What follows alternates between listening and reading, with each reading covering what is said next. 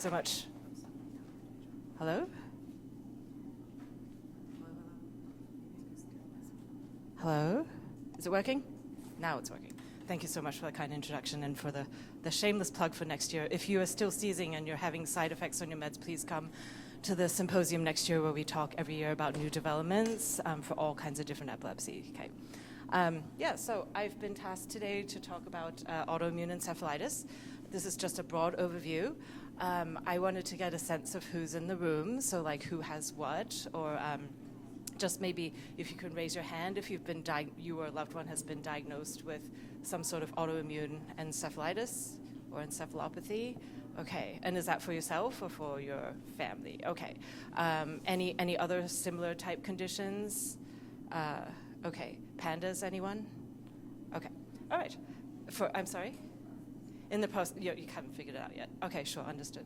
So, yeah, I can actually do this. It's easier for you. Okay, so I have some very simple objectives today. So I'm going to talk about sort of the pathophysiology, which is how we call the method of the illness developing. We're going to talk about a typical presentation of such a patient and summarize how we manage, how we go about treating patients with this type of condition. And by definition, autoimmune encephalitis is when you have an immune-mediated condition that causes your brain to have inflammation, okay? And cases of this condition, oftentimes as we ask for the previous history, we'll get the sense that there was some sort of event beforehand, like an illness or virus or something. And, you know, people are getting sick all the time. I deal with children. It's a little hard to pinpoint, okay? So it's not so specific, but usually there is a hint of something. And then there's a somewhat rapid, we call it acute to subacute, sort of progressive inflammation of the brain. And it's due to these proteins called antibodies that cling onto the surface of the cell or to like particular proteins on the surface of the cell, and sometimes even things that are in the cell. So there's kind of different targets, right? And what really happens is that the body is having an over-exaggerated response to something that is a part of you, rather than a virus or something else like that. So the classic example I'll just mention now, but go into more detail afterwards, is anti-NMDA or anti-N-methyl D-aspartate receptor encephalitis, which frequently, unfortunately, has an underlying associated cancer, malignancy. And so therefore we have to be very cognizant of looking for those things. Now, when do we consider autoimmune encephalitis as a potential diagnosis? So if you have a patient who has a sudden new onset of memory loss or psychosis, altered mental status, seizures, and so on, and the presentation is coming very quickly over the course of weeks to months, that's one of the things that you might see. There are usually several parts of the nervous system that are involved, particularly something called the limbic system, which has to do with things like fight and flight, a lot of emotional stuff, and also the spinal cord can be involved. So this is different parts of what we call the neuroaxis, sort of from the top to the bottom, right? Now, we also have to make sure that this is not due to an active infection, you know, that you're not actually grappling with an infection that needs to be treated with antibiotics. And we need to rule out a number of other things, and I'll go in more detail later. So when somebody presents with this condition, it can be really difficult. It can be very vague, non-specific, as we say. Sometimes there's weight loss, there's fever, there's night sweats. There can be, with a lot of folks, a headache, a feeling, they look like they have a virus, they're just like not well. And then you may see in parallel some memory problems, blurring, cognitive blurring, like a brain fogginess. The behavior can change, psychosis can set in. And then orofacial dyskinesias means like the mouth and the face can have certain like movement disorder type thing. There's many different types of psychiatric things, but hallucinations and delusions, catatonia, really quite a range. And on top of that, seizures or abnormal movements, like a movement disorder. These things can come up and down, can be like good days, bad days, but you have to be very careful because there can also be a downward trend and just progression with ultimately a loss of consciousness. And the brain, tells us to breathe, there can be a syndrome called central hypoventilation, which can be fatal even. So to make the diagnosis, we rely on laboratory testing. Okay, we have to gather the clues. And the clues come in a lot of forms, but laboratory testing is a must, and it's listed first. And we're looking for those proteins, the antibodies, and there are panels of these now, so it's actually pretty easy to do. And then there's also imaging, because we want to see if we can see the inflammation, of different parts of the brain and spine. And then we also have to study EEG, which is the study that looks at the brain electrophysiologically, to see how is the brain acting. Is it slow? Is it showing a lot of spiking? Is it actually showing seizures that our naked eye cannot see? All of these things. So with the EEG, it's always important, someone says, oh, well, I had an EEG. Well, it depends really. Did you have a long enough EEG? Did it capture any spells that you might be having? Did it capture sleep? I think it's not emphasized enough that we need to do our tests, but in the right way, particularly with EEG, okay? And so they say prolonged EEG, that could be a couple of nights in a hospital, it could be the type you wear and you go home and it's got the video on the little camera, things like this. And that's looking, of course, for seizures, but also for any changes in the baseline. We should have normal rhythms, awake and asleep. Are they altered? Are they not meeting what our expectation is for the age of the patient? And a lot of times, too, when you have this sort of process going on, you can see slowing of the normal rhythms. It can either be in one place or multiple places or even diffusely. So the findings are not terribly specific. There's not like a pathognomonic key, change that we're looking for, but all of these things need to be ruled out with enough EEG that we can say so with some certainty. Adults with autoimmune encephalitis are more likely to have EEG changes in the temporal lobes, and the temporal lobes are the hotspot for seizures. They do your memory and your cognition, all kinds of things, language. But in children, which is my area, the EEG is a lot more maybe more generalized or multifocal. It's not necessarily so clearly temporal lobe. And then, of course, if we make the diagnosis, we then have to do surveillance, okay? Like I mentioned before, NMDA and a lot of the other ones will have an associated underlying malignancy or cancer. And so the surveillance, number one, is to look for that. And in one of the very large studies that was at multiple centers looking at folks with this, 80% of those patients had 80% of the anti-NMDA receptor encephalitis patients had a median onset of 21 years and were female, so there's kind of some characteristics that we've noticed. But 38% of them were found to have an underlying cancer. And mostly those are ovarian teratomas. Teratomas are a very interesting cancer type. They're actually like a whole bunch of different cells in one. You can see like a tooth in there. It's kind of like all these different cells just multiplied, and it depends what type they were. So, and then of course you have to take that out. So, for the evaluation, sometimes it can take a little while, right? Because it's not totally clear from day one what's going on. You can have this fluctuating course. It has to sort of present itself. And we have committees that come up with criteria for how do we think about this. And one of the criteria, and this is for the possible diagnosis, okay, is that you have to have a subacute onset, which is like from weeks to under 3 months, okay? You have to have a change of level in your consciousness or your personality, and the limbic system involvement should also be manifesting itself in differences in working memory, maybe being tired as well, or having psychiatric issues. You also need to have at least one of the following, which is some sort of new central nervous system deficit, seizures that are not explained by something else. You need to have, if you have a lumbar puncture, we always count the cells in there. So we want to see if there's an excess of white blood cells, which is the type of thing that fights infection.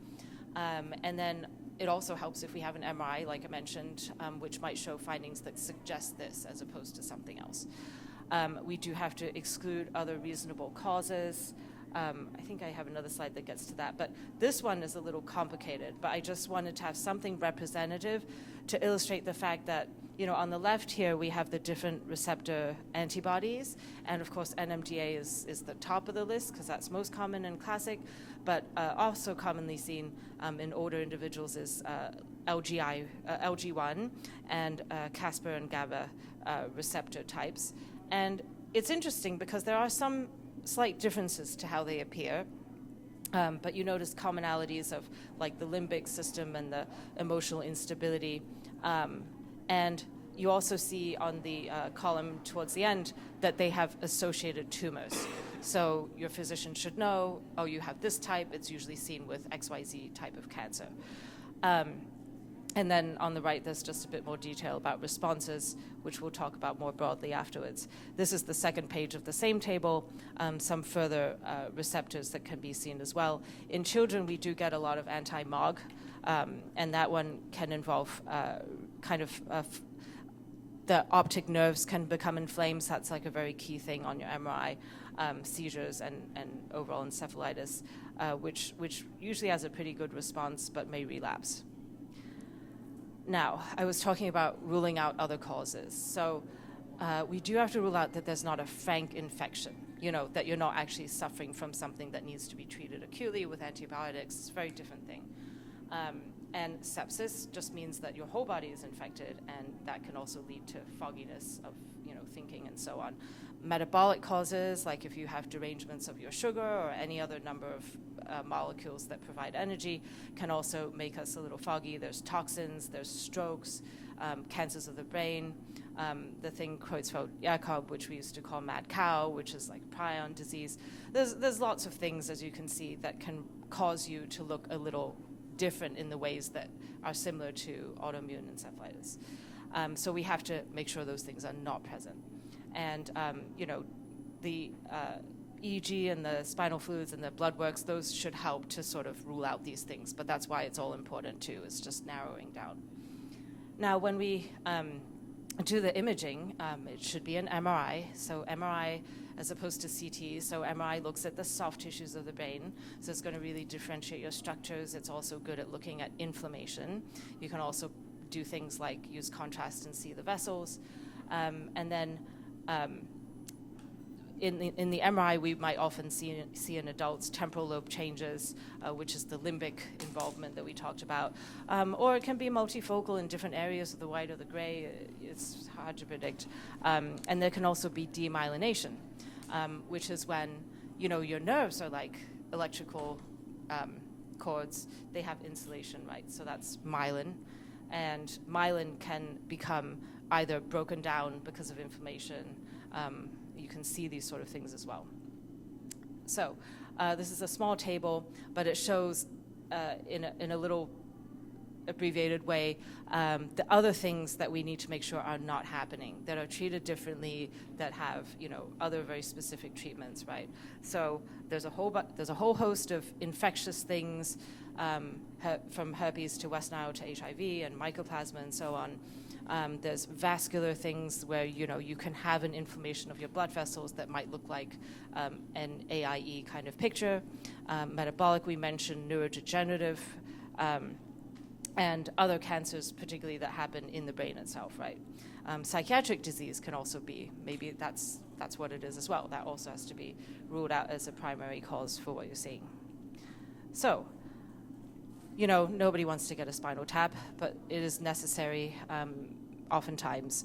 And there are ways now to check in the serum for antibodies, but sometimes the spinal fluid is needed as well.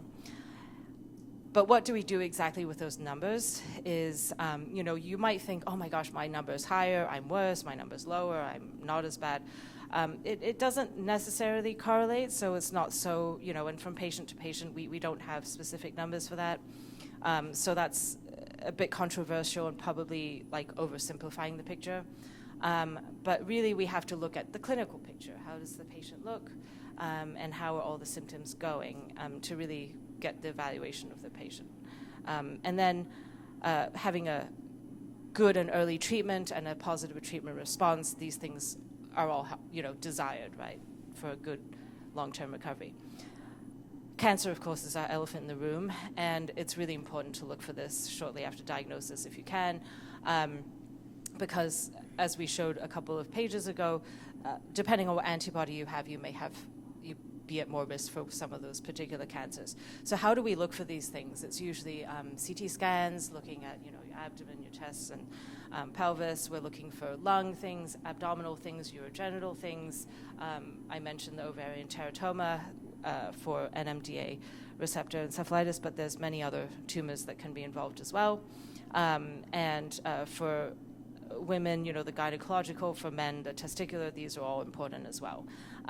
If those don't yield anything, it's also recommended that you can get like a whole body PET, which is positron emission testing, which looks at areas that have like higher metabolism and stuff, because your cancers are rapidly growing, they're using a lot of energy, they're very high in metabolism.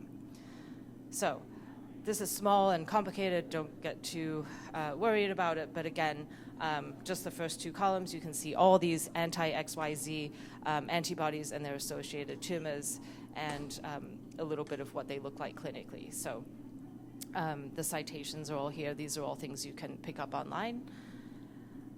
And the treatment. So, of course, the problem in this condition that has to be targeted is the presence of these antibodies that are telling your cell to go eat something that is within your own body. And immunosuppression is one way. That's giving you meds that brings down your immune inflammatory situation. And then, of course, if there's that tumor, then resecting the tumor is also important. You don't necessarily need to delay the treatment until you find the antibody, because as with a lot of the conditions we see, the more time of delay, it's actually not good for you in the long run, okay, for the outcome. And obviously, this is a complicated situation. You're going to need a team. You're going to have your neurologist, somebody who's fluent in reading EEGs, rheumatology for the inflammatory aspects, your internal medicine, your cancer specialist, possibly cancer surgeon, and pharmacists. So for the lines of therapy, it usually starts with something that is broadly immunosuppressant, like corticosteroids. And this is kind of like a pulse that lasts for 3 to 5 days. There is also intravenously, you can get immunoglobulins, or you can do plasmapheresis, which is kind of where they take your blood out and they wash out the antibodies and put it back in. You can do these in combination or alone. And there are some cases where plasmapheresis, which is a little bit more invasive, would be important, like if there's really refractory seizures or this very severe complication called central hypoventilation syndrome, where you actually might need to be on a ventilator and things.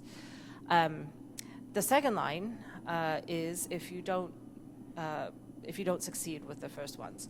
And there are some medications, including rituximab, cyclophosphamide, depending on which syndrome you have, the methods can vary. And then, of course, if there's a cancer, we have to think about which way is that going to respond. Is it removal? Is it removal with or without chemo? And so forth. And that helps with accelerating the recovery.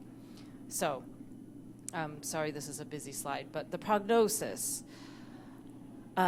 It seems that, we have some studies, and the majority of the patients who got first-line therapy with either the immunosuppression or the tumor removal, they generally had good response, and pretty soon, like within a month, and also continuing to have good responses within the first 2 years.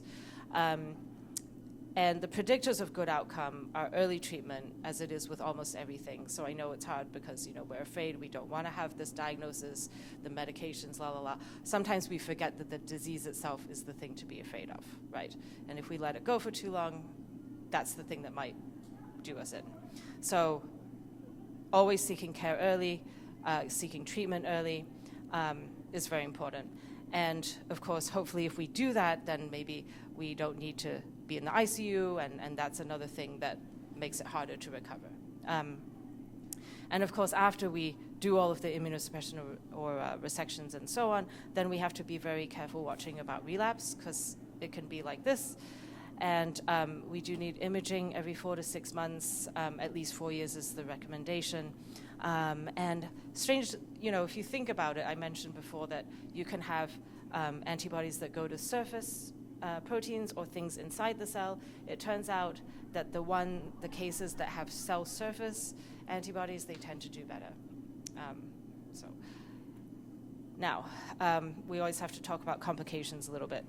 The medications and the therapies I recommended are not, entirely benign. Nothing is, but we do want to make sure that we get this early treatment, because if there's a delay, we can have issues that possibly could have been prevented or at least ameliorated, right? So cognitive impairment, sleep disorders, movement disorders, dysfunction of your autonomic system, which is like, oh, my blood pressure fluctuates a lot, my heart rate is not stable, things like that. In certain types of encephalitis, anti-leucine rich glioma, they can have persistent loss of memory if you don't treat it early enough. You can advance to coma, and it's really hard to come back. You can have really prolonged seizures, or what we call status epilepticus. So, anyway, looking forward, once you have been treated and you're out of the hospital, again, cannot emphasize enough that it's not that we're totally out of the forest. You do have to keep being followed. It involves the whole family. It involves the team that I mentioned before, repetitive imaging, and, trying to make your best decision about, which therapy based on what you can tolerate and, things like this. But it is a positive spin at the end. Most patients are able to make a full recovery, given that you've sought the diagnosis and sought care early in the course of things. I think that's about it. These are some of the papers I used to make this talk. I made it in about a week, so but you can get any of these things online for free. And yes, time for questions, maybe. Yeah.